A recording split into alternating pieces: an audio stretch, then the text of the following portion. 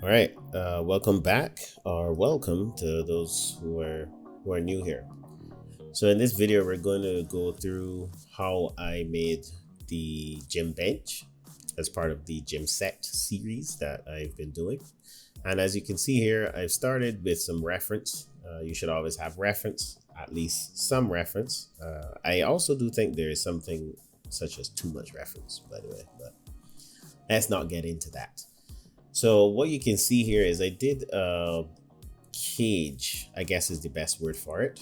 And I used that to help me scale the reference to the correct scale. So the cube is the appropriate dimensions in real life.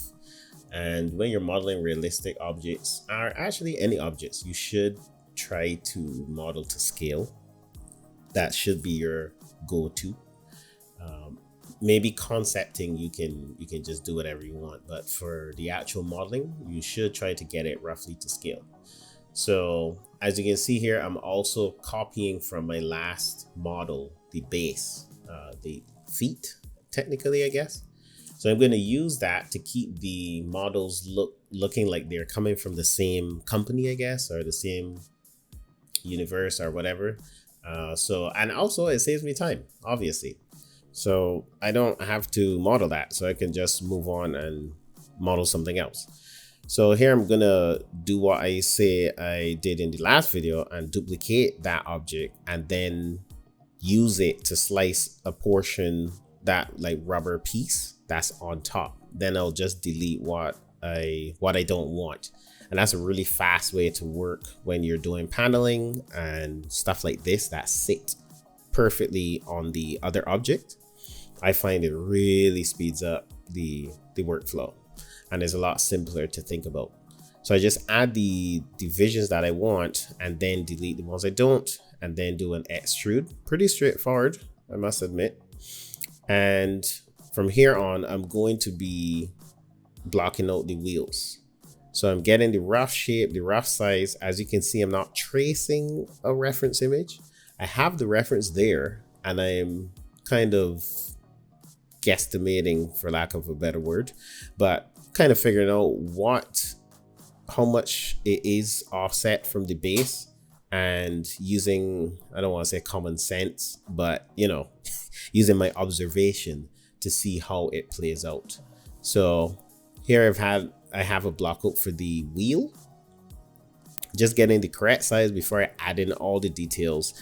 And you can see the cage that holds the wheel is slightly higher and slightly above, but it has the rounded edge. So I copied it, reused it, extruded, and now I'm adjusting that to fit. So I'll probably bridge these two pieces together to create that like curve.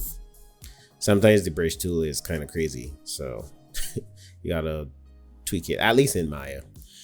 But anyway, I get what I want from that, and then I adjust it manually because the auto curve feature was taking me out.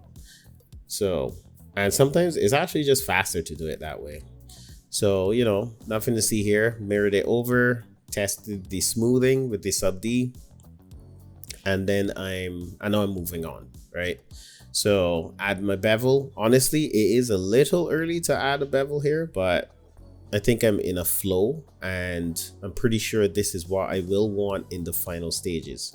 So now I'm going back to the wheel, adding that curvature, very subtle curvature that you can see in the reference. And I think I'm pretty good with the wheel itself. So I'm looking at how I'm going to interact this part with the base, because we don't just want it going through the other part, right? We want it to look like it's built on there. So I'm adding an inset bevel and I'll use it to hug that area. So now we have a little lip and it looks like something is lodged in there, which is what you want. You want it to look like it has been built. So obviously for the rubber part, I'm going to refine that now that everything's in place. I'm going to add the bevels, look at the reference, always keep the reference nearby, make sure you're not going off reference. And yeah, just adding that polish to this section. And I think I remember not being fully happy with how it resolved. So I'm just going over and refining some of the bevels, making them a little softer, and also looking at optimizing some of the other bevels. So here I've created an engon, and I just want to resolve that as quickly or simply as I can. Always test to see if it affects the shading. Granted, I didn't do the best test, I will admit that. But I think I tested it later in engine. So as you can see here, I wasn't satisfied with the shading, and I'm really going to town. Like I'm really going at this bevel to see if I can find the resolution that I want for it that doesn't affect the shading too much. And sometimes that's what happens. You go through a bunch of iterations and it doesn't always work perfectly. So I'm applying this pass to the inset as well. And I think I'm pretty happy with it. Just checking the UVs really quickly, but we'll get to UVs in a second. And I'm just going over trying to catch any of the engons, any of the shading issues. I'll probably optimize later. This is not the stage for optimization, but I'm pretty happy with that. So now we can go over to the UVs, and my UV philosophy isn't anything groundbreaking. I usually try to put scenes where the player won't see them or the audience won't see them. And in a lot of hard surface modeling, it's so much easier to do UVs because things are being built and created and they have natural seams, and they're also have a more predictable edge flow, if that makes sense. So finding edge loop that flows sensibly is a lot easier in hard surface modeling than it is in organic modeling or sculpting, for example. So I'm just adding some more optimization. I didn't like the pass I had there at the bottom. I left some engons there, so I'm just cleaning those up before I continue.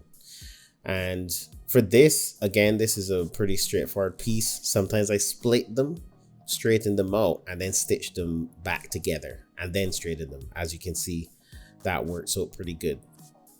So I'm looking around the model. I'm addressing the wheel cage as it were.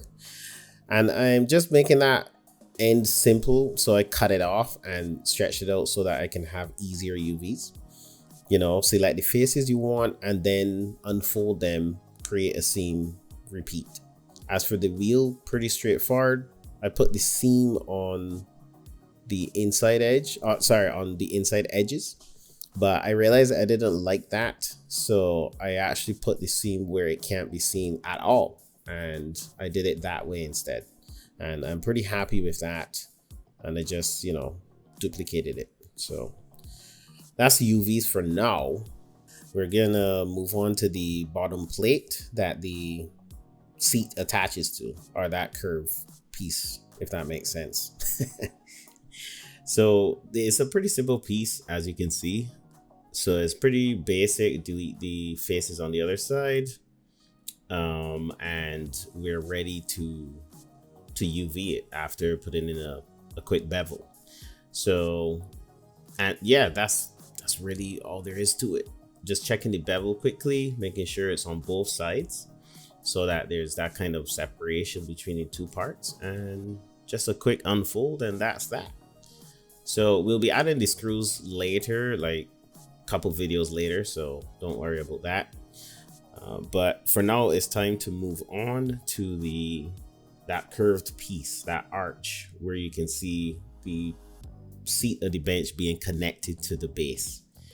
And I'm gonna put in a quick version of it and move on to the other end of the base. So here you can see me putting in that quick version, just duplicating the cube to get the same width, put it in the location. And then after that stage, we're going to combine the two objects and bridge them. There's the blend option in Maya to make it a curve. And I'm going through different versions just to see, which is the best one. and which can get me the curve that I want with the least amount of polygons.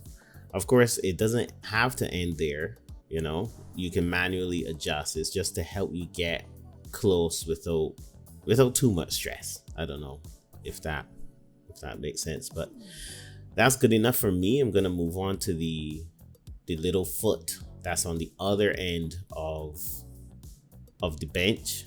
And you can see here I'm playing with the bevel because I have this bevel that already exists, but it's not looking the way the reference is looking, as you can see on the right hand side of the screen.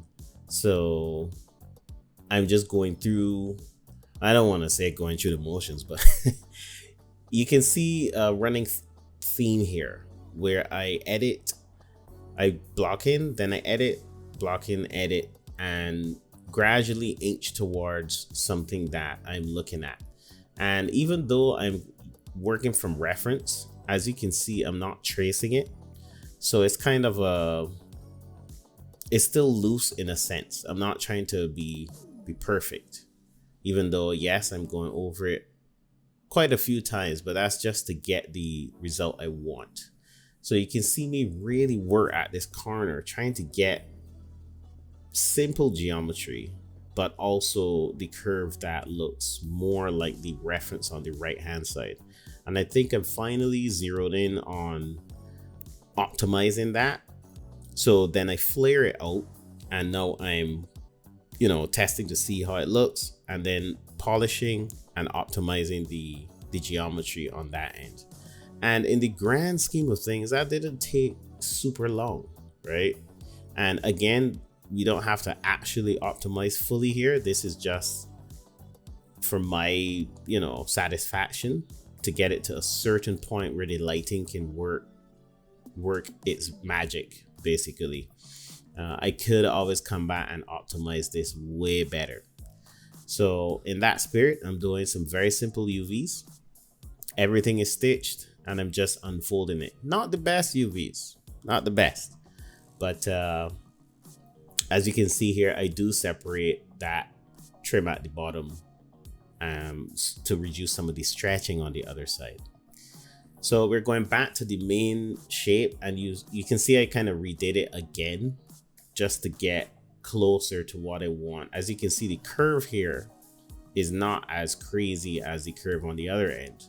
So that had to be edited separately, right?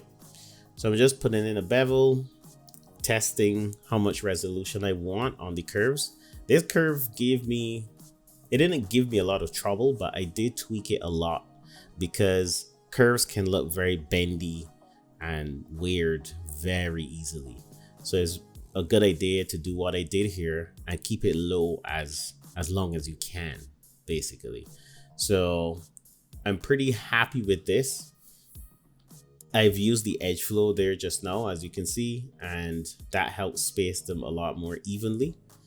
I'm still tweaking it. I could probably reduce the amount of time I spent tweaking this section because it wasn't bad where it was, but I don't plan to return to this. I don't plan to come back to this and tweak it. Like, I think that I did it that way because I'm trying to finish this for good.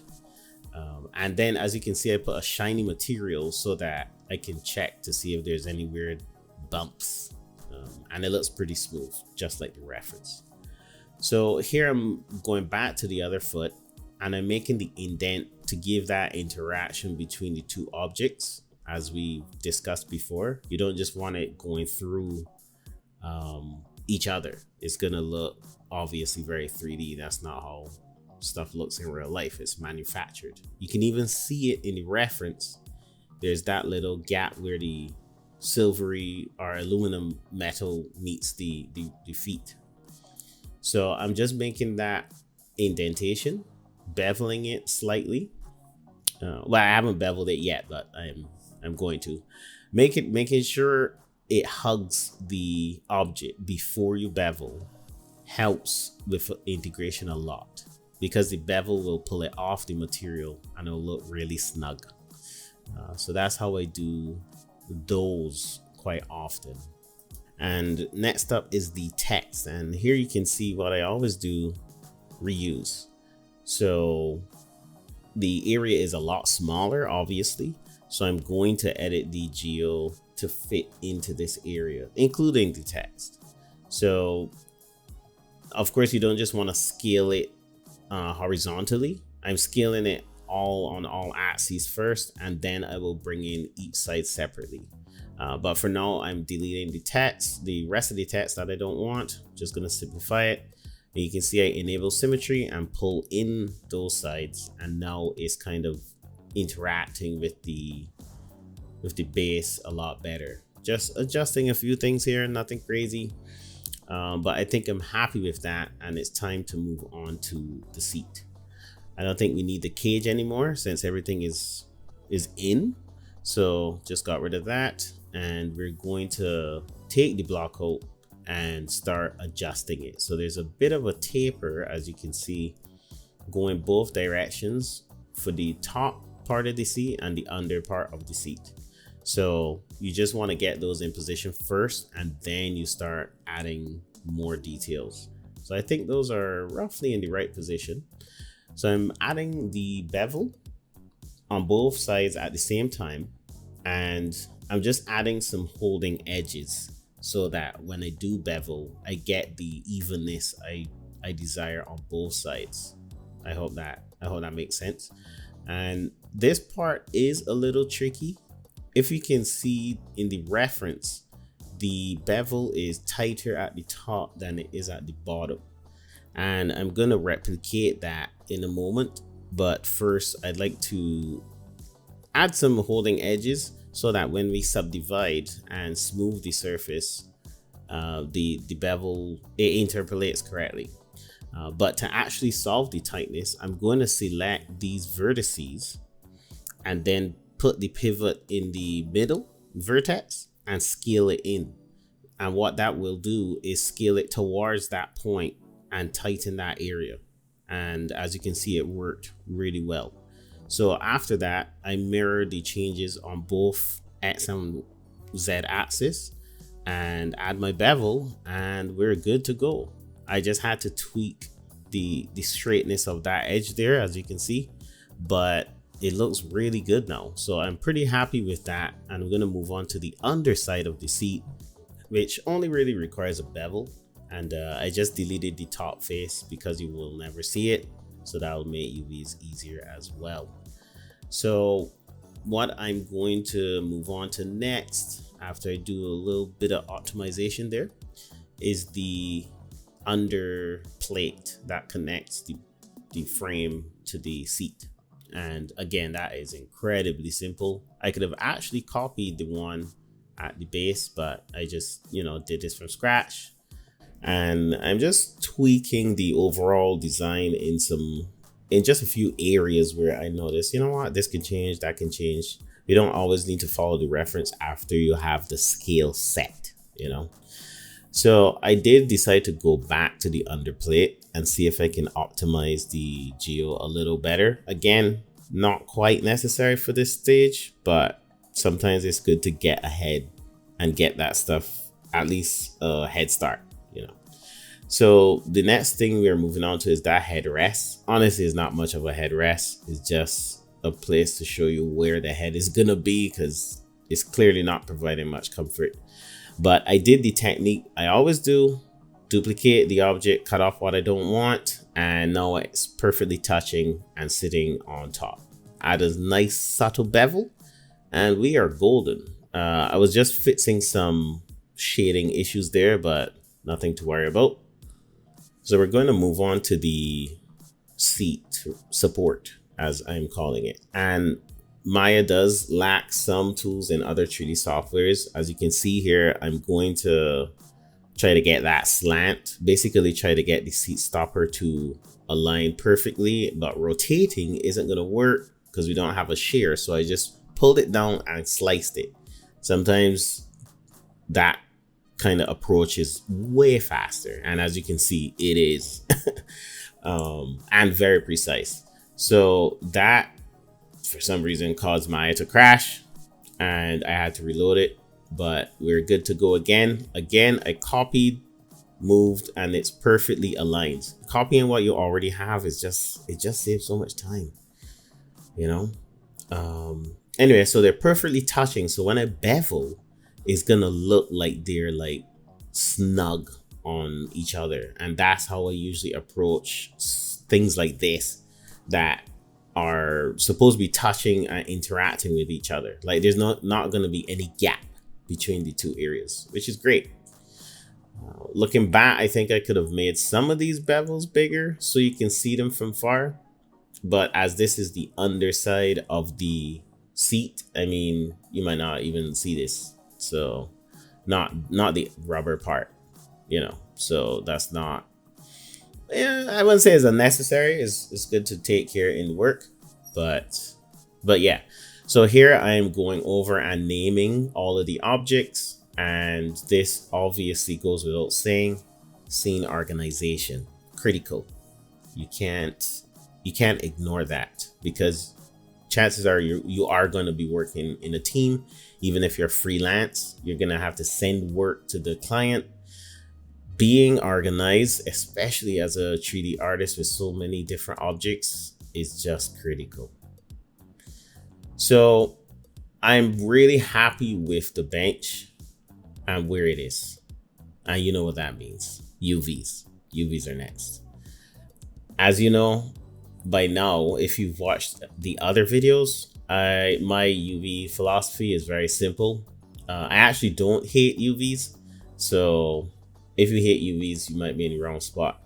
Well, I mean, I hate them sometimes, but for hard surface, it's actually relaxing, fun, and I'm pretty chill. So especially when you delete some of the faces you don't need. As you can see, I delete the underside, so I don't have to worry about wrapping it under and cutting and doing all that. And I just get to worry about straightening some of the other areas, and that's it, honestly. Other than that, I try to focus on getting the textile density all correct. And again, these videos, I'm not trying to get into UV stuff, so like I'm trying to avoid spending a lot of time talking about what I'm doing here, but I didn't want to just leave you in the dark, right? So I have a lot of techniques for some of these things, and because this is my project, it's not for a client. As you saw back there with the base, I just left it. I UV'd it without straightening one of the parts, and I just left it. As you can see here, I'm deleting faces that I don't need, right? So I made those intersect and then I delete them. That saves you geometry. It saves you, it helps with optimization, and it helps with UVs, because if you can't see it, that's now an open portion of the mesh and it will UV a lot easier. UVing things that are all connected perfectly is a pain, hence organic UVs and sculpting. So I really love cutting off some of those portions. So you can see here, I straightened it and then I unfolded the sides and then straightened some of it again. That's also another way to approach UVing some objects. Sometimes you don't want it perfectly straight because that will cause weird textures around the corners, but you can have the rest of it straight. And I'm doing what I always do here, make it intersect and then delete the inside. So now that is perfectly straight and I don't have to worry about any faces that we're never gonna see. So I'm just organizing the UVs loosely. As you can see, they're in different areas of the UV grid, but I haven't decided if I'm using tilables or pack textures yet. So as long as they're not overlapping, I'll figure it out later. So I'm just organizing all of those, setting the textile density and making sure they're all good. And they're looking good to me. So we're coming up on the end of the modeling for this bench, yes. And I hope it's been good. the video isn't ending. I'm just saying that in relation to the modeling. I hope it was very clear and you understood all the things I was doing. So here we go to export, clean up, put it in the final folder, and we are on to Unreal. All right, so we are importing the model, final model. Feels good, feels good. And we're gonna size this up, right? And what do you know? Look at it. It's smaller. Not by as much as the others, thankfully. So I wasn't too far off. So that feels good. So I'm just checking it out, sizing it up, as I said, putting it in the locations that the other benches are, right? And it's a process. So I'm thinking about the camera. So that's why I'm putting them like near where I think they should line up with the previous bench in relation to the camera. And I'm pretty happy with this. So I'll cut out all the other fumbling and I'll show you the final screenshot. So here it is. It's amazing. I love it so much. I edited out something that we're gonna go over later, and you'll probably see it when we do that model. But other than that, this is the shot I went with. It's one of my favorite shots, probably my second favorite after the dumbbells. It gives you a nice view of the bench, a little artistic with the shadows causing really nice angles. It might not be final, but I'm very happy with it. And I think this process creating the bench was a lot of fun for me, and it was a different shape slightly to some of the other stuff, and I'm pretty happy with it. I did want to do the more complicated bench in the beginning, the one that's adjustable, but sometimes you have to adjust the scope of your project so you can actually finish it, as you can imagine. So yeah, so I left it here and I'm pretty happy. Yeah, so thank you for staying till the end or skipping to the end, who knows, but either way you're at the end and I appreciate it. If this video was helpful, you know where I'm going with this. Definitely put a comment and let me know if the pacing was good. That's something I would like to know. The pacing and the explanations as well. Like, is it better for having a full-blown tutorial, or is this way with the time lapse good enough? Because I do try to explain the things that I'm doing as best as I can. So but anyway, let me know in the comments and definitely drop a like. I will be dropping another video in the series very soon. And yeah, I think next up is the dumbbell. So, and maybe after that also the wall outlet you see there in the picture. So yeah, so that is it for ya boy. I will see you in the next video. Respect. Protect.